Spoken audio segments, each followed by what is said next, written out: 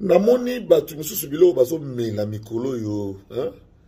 Non ba otia, non ba mela mikolo namoni vraiment ba komi bo dîner dose, hein? Bangio bozo mela bilo moto bo otia ba drogue bozo mela namoni komo bebe sabino mitu. Po namoni bo komi koluka bo justifier chèque na bino na banzota batu. Naza kuna te. Babenga babina nga ba photo montage mo réseau circuler ba moninga na piscine na caleçon na slip na kina na piscine na caleçon na slip.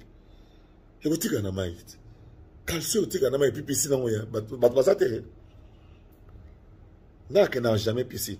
Jamais, jamais torse nu en plus. Jamais de la vie. Na kina na plage.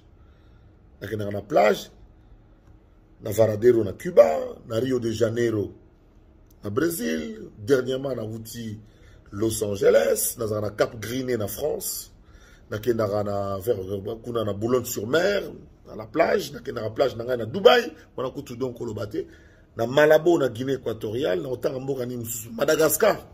Ba mboka na plage yango. Jamais na Congo, ngaza kanga baswe. Na sala erreur, na piscine, na tika la pe torse nu.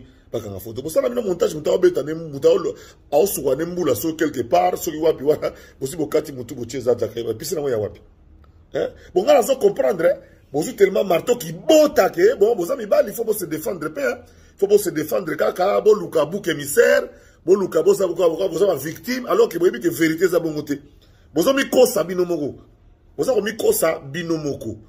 Donc na yeko sa batu ba o ya ngai bo benga me visa que ni photo na pe.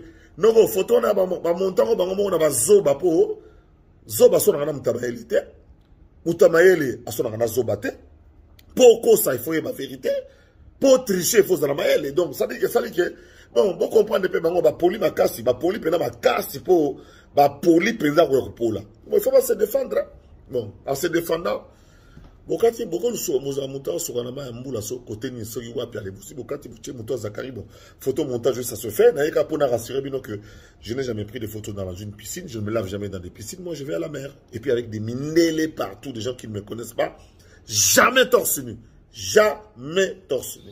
Et puis je ne filme jamais. Tu vas filmer pourquoi? Pour en faire quoi? Voilà. Zoba retire la zoba mais bon dîner vous fumez, hein. Vous fumez trop. Vous fumez trop. Et puis, hein, pour tout le monde, trop. Et puis, ça me trouble.